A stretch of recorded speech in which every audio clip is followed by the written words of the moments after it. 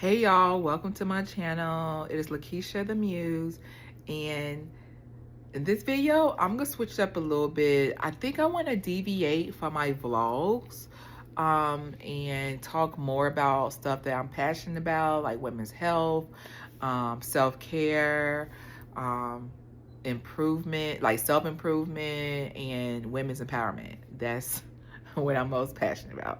So I think I want to start making more informational videos, educational videos, or just videos that might inspire you to maybe change up some things, or just have you think of things a different way, or maybe like educate you on stuff that you may not have known about, or pretty much, or maybe just give you some encouragement.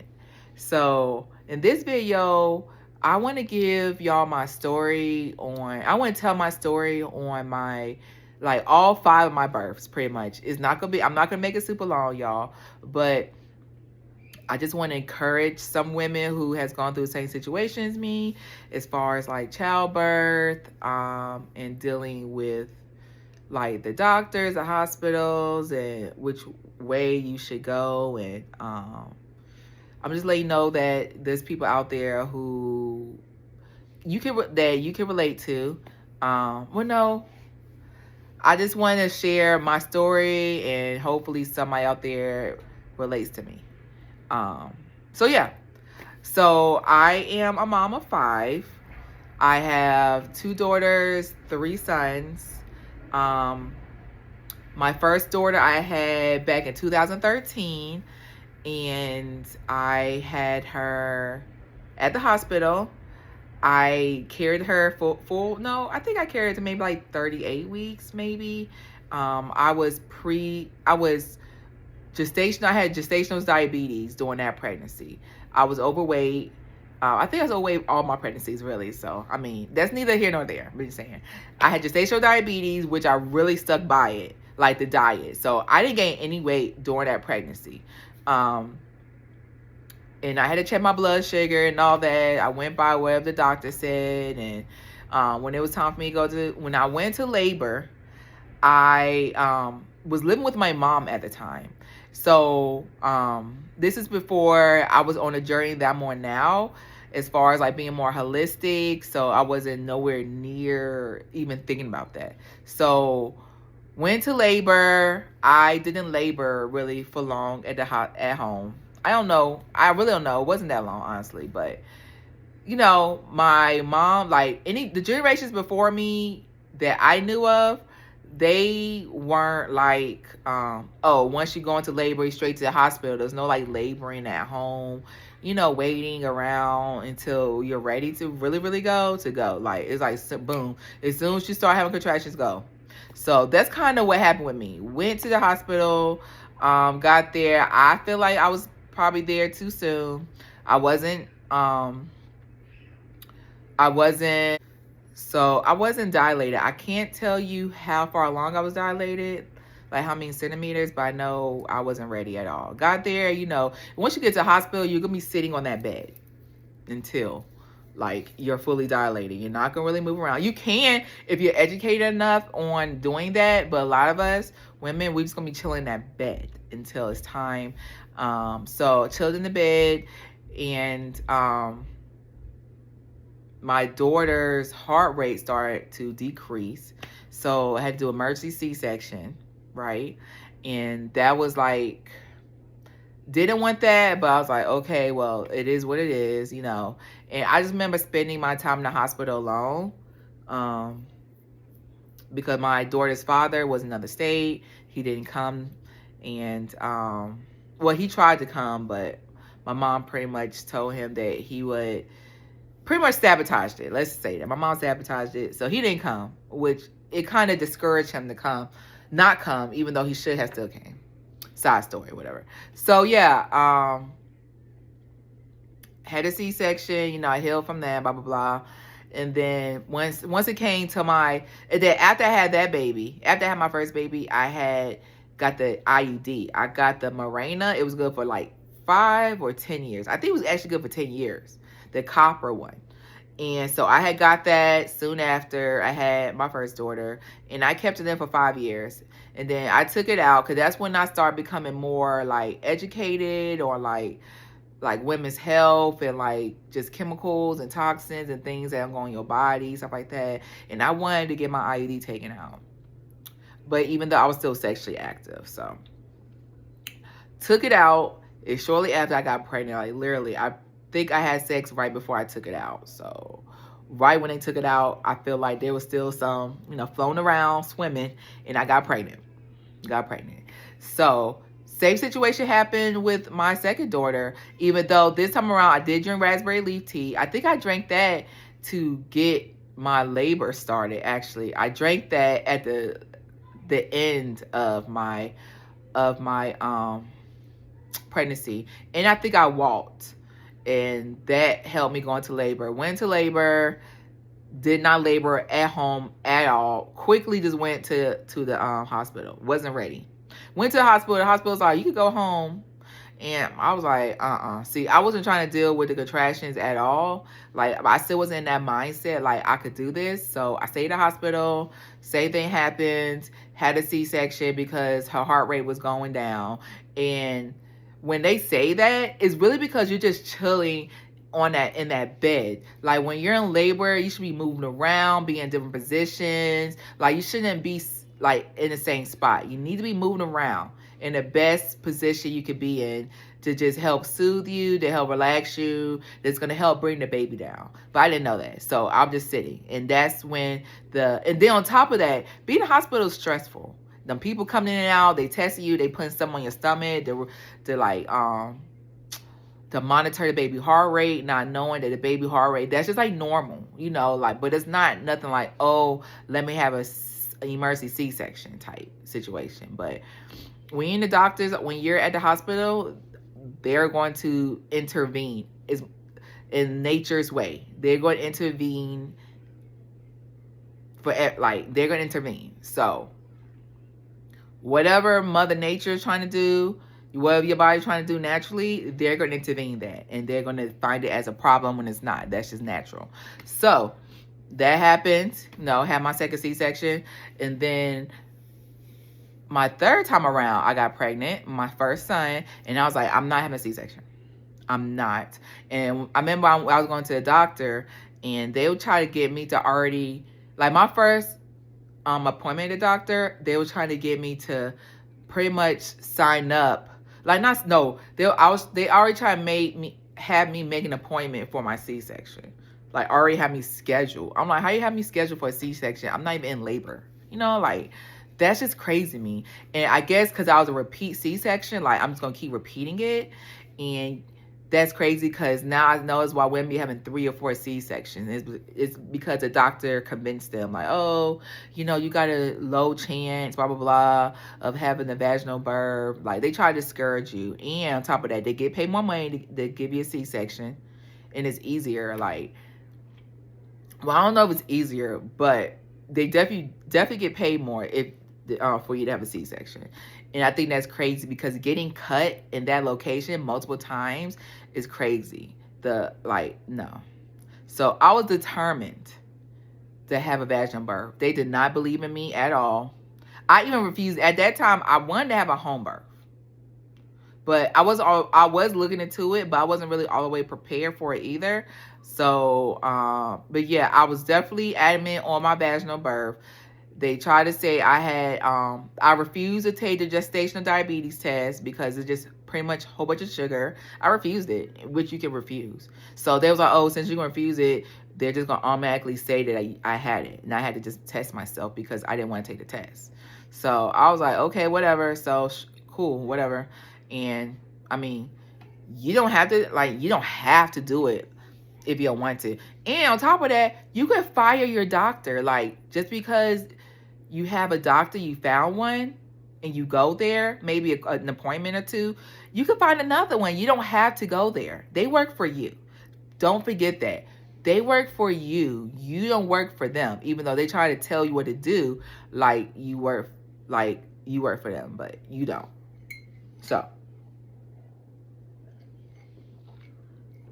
I told them I'm having a vaginal birth, And then the lady tried to discourage me, the doctor, and she was like, "Oh well, my baby could be still a stillborn or something like that because of the gestational diabetes and all this and that and all this." No, they also tried to put me on prescription for the gestational diabetes. I didn't take the medicine though at all. So, but yeah, they tried to scare me, and I was like, okay, well, I want to have vaginal birth. Because I told them, they asked me, was I going to come in on my due date? And I was like, no, I'll come in when I'm due. I mean, when I'm in labor. And they tried to get me to sign some paperwork, which I shouldn't have signed. I did sign it, y'all. And now I'm thinking about it, I shouldn't have signed it. But, it's neither here nor there, And yeah, so I went to labor the day after my due date. And I labored as long as I could at home. I really wanted to be at home. I didn't want to have a baby at the house, but I decided just to go. My mom was there telling me, oh, you gonna go to the hospital? You go to the hospital? And I was like, oh my God. So I ended up going. I was like 7 centimeters dilated by the time I got there. And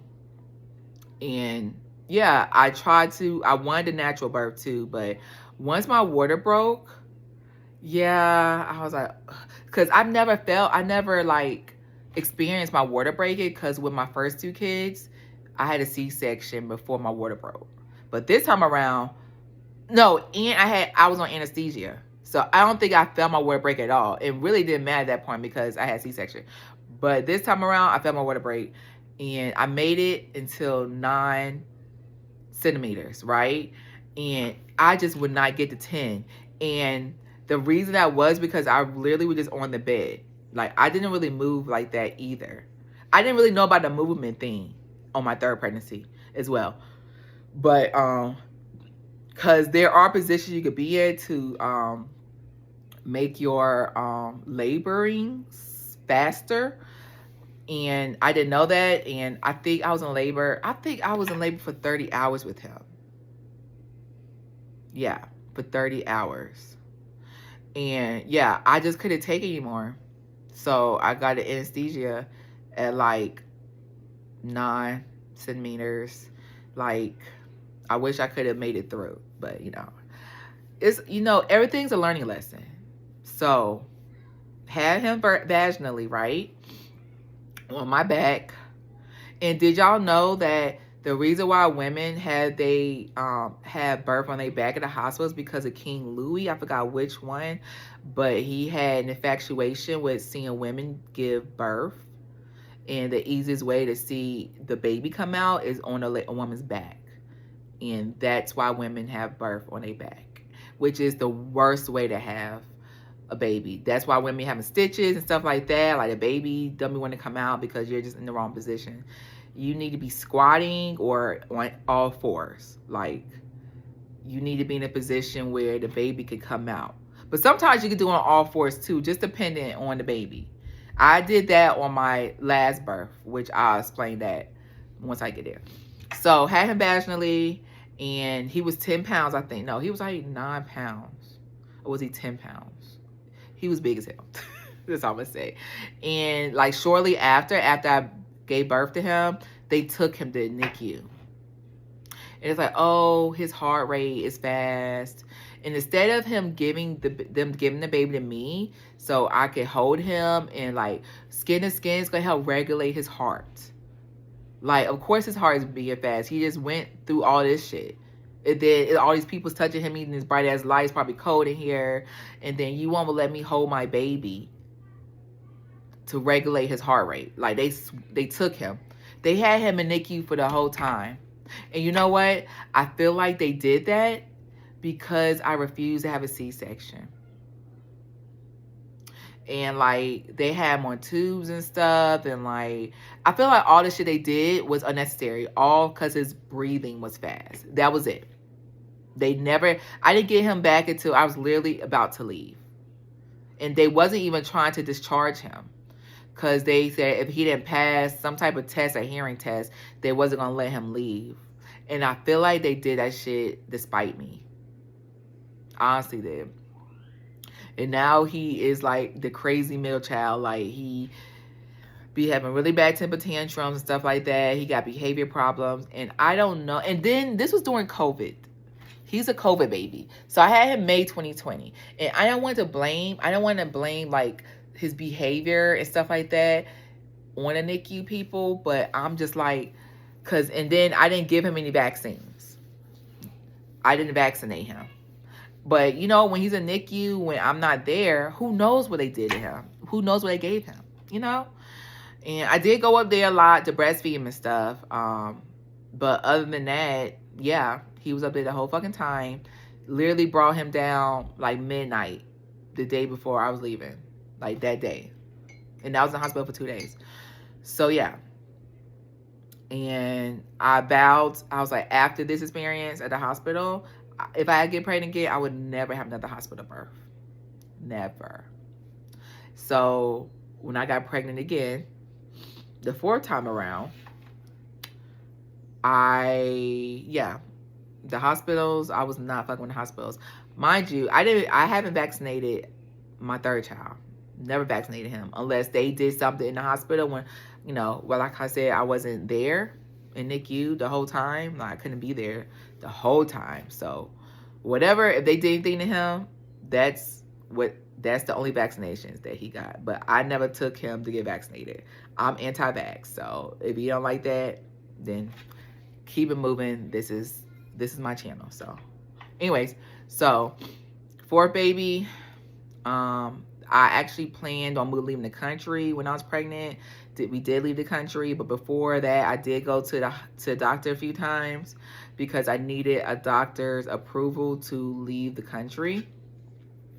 So that's the only reason why I went, and to find out the sex. So, I think I went up to I was maybe 20 weeks to the doctor.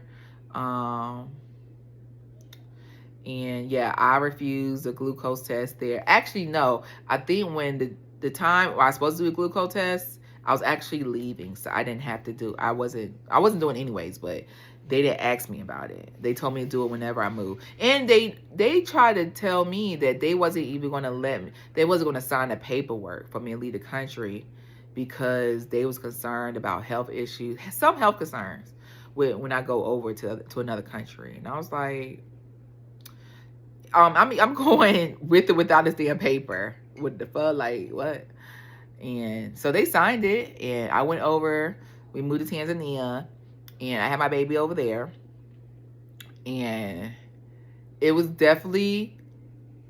great experience. Like, I did go to the hospital there a couple times. I had to, because in order for me to get a birth certificate, I had to get some type of paperwork showing that I had went to a doctor a couple times. Like, they saw me. And so, yeah. But the experience there was definitely different than the experience here. It was definitely cheaper. Even though I had Medicaid in America, so I didn't have to pay, but yeah. The experience was definitely different, getting prenatal care. And it wasn't really prenatal. I guess it was prenatal care, yeah, because I got an ultrasound and stuff. And they tried to tell me I was due way after the due date that I originally had. But,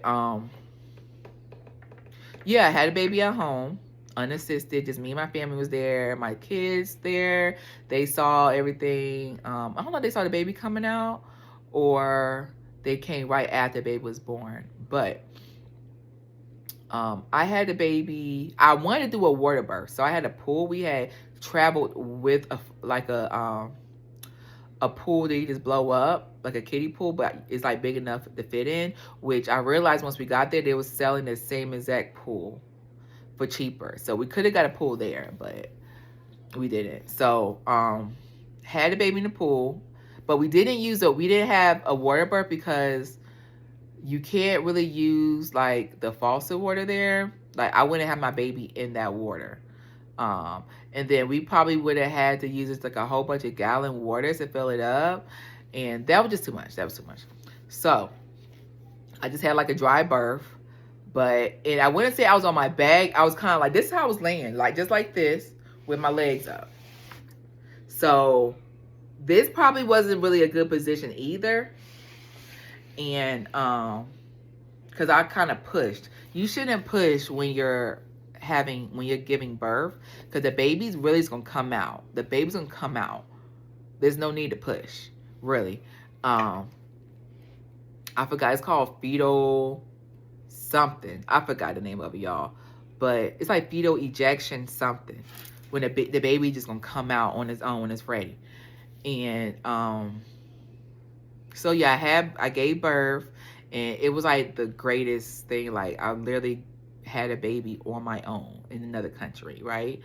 But the gag is with that, even though I had like this beautiful experience, I was not prepared for my postpartum care at all. I did not take care of myself. And we took showers, we didn't take baths. Like, I didn't do no sis baths. I didn't do a lot of stuff like to take care of myself, or make sure I had like the correct, like the pad sickles and just all the herbs I needed to like heal my perineal area. Didn't have none of that. Didn't do none of that. And on top of that, I moved around so much. I was going places at like a few days old, like postpartum, like, and it definitely messed me up, because I ended up getting an anal fissure because I didn't take care of myself. And I thought it was like hemorrhoids at first. And luckily we went back to America like 6 weeks. I think my son was 6 weeks when we moved back to America. And we was Tanzania for like 4 months, 5 months. And we moved back. But I didn't, mind you, my son was born in March. And I didn't see a doctor about my fissure until like maybe January. I don't know. No, I think it was before January. It might have been the end. Like, it was almost a year. And I dealt with it for almost a whole year of pain. Like, I would not wish that pain on anybody. I just wanted to die. It took over my life. Like, I couldn't do nothing. Like, once I used it, and when I came back, we were kind of living on like prepared food diet. My diet wasn't that healthy. So I wasn't getting a whole bunch of fiber and stuff in. We was eating a lot of prepared sandwiches and stuff like that. And I wasn't getting enough fiber to help me go to the bathroom. So I would only go to the bathroom every other day, like going, like having a bowel. And then when I went to the bathroom, I was fucking dreaded, because I would just still be constipated, and once I use the bathroom, I would hurt for the whole rest of the day. I would be in pain for the rest of the day. And like, and it was it took over my life. That's all I can say, y'all. It was so painful. I cried sometimes, and then I still had to take care. I was a stay-at-home mom. I was homeschooling.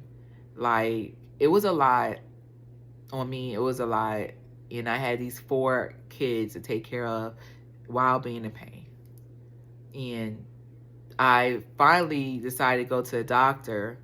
And that's when they told me I had a fissure. I thought I had hemorrhoids. I had to go to a doctor that specializes in your booty hole, pretty much. And they're like, yeah, you got a fissure, blah, blah. And they had gave me some type of ointment to use. The ointment didn't work. And like, he just kept saying, just use the ointment. Every time I went back, it wasn't working. So I ended up going to see another doctor. And the doctor recommended a surgeon that they got rid of stuff like that. Like, they cut it out. And I was like, yeah. So saw the surgeon. And yeah, the surgeon, first I was like, I was not trying to have surgery. Like, I was like, there's gotta be another way, gotta be a way for me to heal this naturally. This is when I was really in like being holistic, being natural. I was getting into herbs. That's when I started getting into herbs, because I was trying to find natural ways to heal my fissure without me having to have surgery. That's when I started taking baths more. And like I was never really taking baths. Like I took showers, but I never like soaked in the tub until my fissure. Like I did cold baths, I did hot baths, like I did everything I could to get rid of that damn pain. I was drinking teas, but that I think it was too far gone by that point. It was too far gone. Like if I was doing that when I first had my son, I would have been good. But a year later, no girl, no. So, um, yeah, had the surgery, and since I've had the surgery, I haven't had any issues. I do know sometimes it does feel like a little, not, I won't say sore, but sometimes I might feel a little something down, like, oh, like that's why I try to make sure I eat healthy. I know sometimes I'm not the healthiest, but I'm gonna make sure I get my fiber. I'm gonna make sure I'm going to the bathroom every day. Like that's my main goal. I cannot be constipated because I scared, like if I'm constipated and I eat stuff I shouldn't be eating, then it's gonna mess me up. I might tear again. And I'm not trying to go through that. So that's why I'm trying to eat more healthier. I eat more fiber. I eat for my blood type. I drink a lot of herbs. So yeah, that kick started my journey, my herb journey. So I feel like even though I went through all this and I was in pain and all this and that, it was like something I had to learn from it to get to where I'm at now. So like I said, if I didn't go through that, I probably wouldn't be hard, like just dead, like just passionate about herbs and stuff, like I am now. So once that was over with, that chapter was over with, I was good, never got the pain again. And then I got pregnant my fifth and last, and I was kind of scared. I was like, dang, I hope I don't tear again from having the baby. But this was another, like, I was going to have another home birth. This home birth was in America, like at my house, my apartment. And yeah, I was way more prepared. I got all the stuff I needed for the home birth. I was in home birth groups. So yeah, I just made sure I kept looking at positive stories and following women that went through it and just had like positive results. Because there are a lot of fear mongers and like, oh, what if something happened, blah, blah, blah. Or they just been so scared that something's going to happen. Like, I trust my body over the doctor any day. Because at least I know that I have good intentions. I don't know what the intentions are with the doctor. They could say one thing and do another. And then it's like at the doctor's office, it's like all the doctors that I had that I saw during labor, like not during labor, but during like prenatal care, they weren't even my delivering doctors. Like a whole nother doctor I've never met deliver my babies. So yeah, I think that's really weird. Sorry y'all, I'm drinking like a hot cacao espresso mix.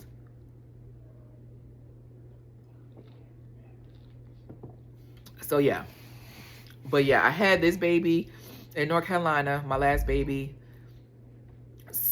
I was positive experience. I labored like in different positions this time. It was definitely different from my first home birth. Touch us through the water. Oh really? Yeah. Okay. All right. Well, yeah, this is my first home birth right here. This is Air, the one I had Tanzania. Okay. And my boy. Yeah, he's 4. Yeah, he's 4. Close the door. So yeah, only thing with my last home birth, I wanted to have another water birth. I was gonna try to have it in the tub, but once I got in the tub, I was like, I don't like this. So only thing with my fifth birth, I would say I wish I recorded it. I only recorded me in labor, but I never recorded myself giving birth in my last child. My older daughter was supposed to record it, but we never woke her up once I got, my water broke. Mind you, my laboring for my home births were like less than 12 hours. Labor and delivery, less than 12 hours. Let's just say that. So, yeah. So that's the thing. Labor at home definitely lessens my labor. I mean, my, the process for me, because I was in different positions and, things to try to, alleviate the pain. And I listened to like hypnotherapy music for like childbirth. That helped me a lot. I listened to it for both births, hypnotherapy for childbirth. So if you just find like a YouTube playlist, or you could find one on like your phone and just play it the whole time, just like calming music, and just like thinking positive thoughts that you could get through it. Just think about why you're doing it, and that would get you through. But if you're like, oh, I can't do this, I can't do this, something gonna happen, then something probably gonna happen. So yeah, the only thing with this birth, my last birth, I was on all fours this time on my bed.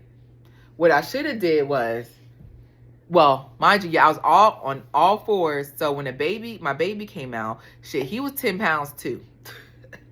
And his shoulders got stuck, and he would not come out. Like his dad was trying to catch him, like trying to get him, and he was like, he's not coming out. Like, I see his head, but that's it, blah blah. And we was kind of like, oh my god, what should we do? And like, he was kind of trying to pull him out, like kind of pull him out by his head a little bit. And I was like, no, can't do that. You can't pull him by his head. So I end up just like switching up my leg a little bit. Like, I was about to run track to get him out, like, so he'll come out. But it had been like a couple of minutes where his head it was just his head and nothing else. And that's why I wish I would record it to see what had happened. But I wasn't thinking at the time. And like, yeah, I should have definitely switched positions. So I honestly feel like the best, because I seen a girl deliver a baby like that. But I guess when you have a smaller baby, when you got a big headed baby like me, and with big shoulders, a big 10-pound baby, that's not the best position. Oh, and then, but eventually he came out and everything was all good. So mind you, this pregnancy though, I didn't go to a doctor at all. It was unassisted. It was a wild pregnancy. Did not go to the doctor at all. I did go to a chiropractor though. And when I first found out I was pregnant, I did go and get an ultrasound. I did get 2 ultrasounds. And the ultrasounds are for like proof of pregnancy for when I got the baby's birth certificate, which it wasn't hard to get. I just needed to collect a few things, and that was it. And I know there's some girls who don't get birth certificates for their kids, but I just decided to go that route. So, but I honestly feel like the best position is just like to be on all, like just be squatting. Like what I could have been on my bed like this, squat just like that. That's the best way. Like you got something to hold on to. So, but yeah, my baby's here. He's healthy. They're both healthy. So yeah, that's my experience. And then I took care of myself after I had my baby, y'all. Like, I did sis baths. I did herbal sis baths. This one, I was into my herbs this time. So I made sure I had all my herbs, all my healing herbs. So I did sis baths. And sis baths is pretty much just like sitting on the toilet or like in some type of pot and just having like your booty, like your perineal area in the water, not your whole body. So I had a sis bath. I actually had it since like my fissure, because I had got it during my fissure to help, with the pain with that and stuff like that. So I already had like a sis bath. So I used to make like an herbal tea, and I used to sit in it to heal after I had my baby. Also did a lot of baths in the tub. I soaked in the tub a lot with herbs, with Epsom salt. I had pad sickles that I had made. But this, I didn't wear pads. I actually had wore like the little diapers. And they're, even though the diapers I used weren't like the chemical free kind, they were like always probably was like bleached and all that. But I wasn't about to like get like a whole bunch of expensive like pads, because I didn't know how many I was going to go through. So I just got like a big packet of Always Discreet underwear. And then what I did, I made another little herbal tea that heals your perineum, like witch hazel, like raspberry leaf, ostral, stinging nettle, calendula, well, it could be calendula too, but calendula, witch hazel, stuff like that that helps heal you. Chamomile, and I made an herbal tea with it, and then I just soaked the crotch part of the diaper, and then I froze it. So when it was time for me to switch out my diapers, it was like sitting, right there. It was cold, but it was like, my stuff was sitting in it, and it was, getting all the herbs and stuff. Kind of like how the honey pot pads are, but the honey pot pads burn. These didn't burn though. They were soothing. And yeah, I took very good care of myself because I was like, I'm not about to have no fissure. And especially since I had a wild pregnancy, a wild birth. So definitely got to make sure you take care of yourself. If you go that route and I'm not going to a doctor, I'm going to deliver my own baby, you have to make sure your postpartum care is like top priority. And that's why a lot of women be having doulas stuff too that help them with that. And that's why I'm so passionate about, like, I honestly would love to help women in that predicament, especially women who might not have money to get a doula, who have no support and stuff like that, because especially when you have home birth, stuff like that, a lot of people not gonna support you. Don't even tell nobody, honestly. Like, I didn't even tell nobody that I was even pregnant or anything like that, my last baby. So they just knew once I had the baby. So that's why I'm passionate about helping women who wants to go that route. I'm not telling everybody to go that route because everybody's not gonna do that, and everybody has free will to do what they want. But for the women who wants to do that, I would love to like teach women or educate them, or even just be a support system for them. Bring herbs and bring whatever they need.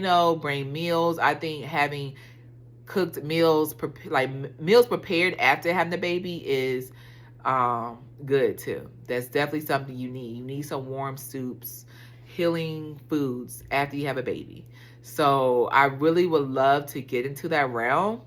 Like actually getting out there into the community and helping girls. Like, I could talk about it all day online, but I would love to just go out there and help women go to their house and, kind of be like a doula, so to speak, but more like a support. I wouldn't say I'm a doula or anything like that. Just somebody to help. And because I know some people are like, oh, are you certified? And I'm like, well, I have 5 children. I've had 2 C-sections, 3 vaginal births after 2 C-sections, 2 unassisted home births, 1 wild birth, one birth in another country. I breastfed all my kids. I breastfed 2 at a time at one point. So I think I'm qualified just through experience. You know what I'm saying?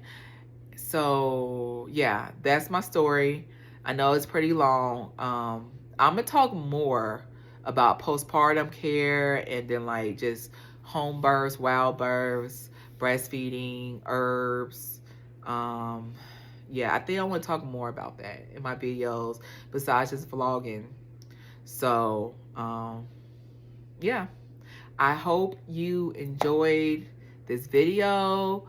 If you enjoyed it, please give it a thumbs up. Please share it. Please subscribe. Please reach out to me. Please comment. If you just have anything you want to say, or hopefully I inspire somebody in my journey to let them know that you can have a vaginal birth after having a C-section. It is possible. It's very possible. Don't let these doctors, don't let anybody scare you out of what you want to do with your body, okay? With your baby. It's possible. I've done it. And there's other women who's done it as well. I will talk to y'all later. Bye.